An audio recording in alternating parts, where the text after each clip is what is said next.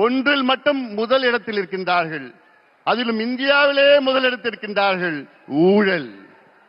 ஊழல் ஊழல் என்றாலே அதற்கு மறுபெயர் திமுக. அடுக்கிக் கொண்டே போகலாம். மணல் கொள்ளையால் நடந்த ஊழல் எவ்வளோ? 4750 கோடி ரூபாய். நகராட்சி துறையிலே பொறியாளர்கள் நியமனம் ஊழல் 888 கோடி ரூபாய். அதே துறையிலே ஒப்பந்த ஊழல் எவ்வளோ? 2000 கோடி ரூபாய் ஊழல். அதே துறையிலே பணியிட மாற்றம் ஊழல். டிரான்ஸ்பருக்கு ஒரு துறையில ஒரு மாதத்தில் 366 கோடி ரூபாய். டாஸ்மாக் விற்பனை ஊழல், வரி ஏய்ப்பு ஊழல் 1,82,000 கோடி ரூபாய். டாஸ்மாக் மது பாட்டில், அந்த மது பாட்டில் 10 ரூபாய் பாட்டில் யாரு? செந்தில் பாலாஜி தான்.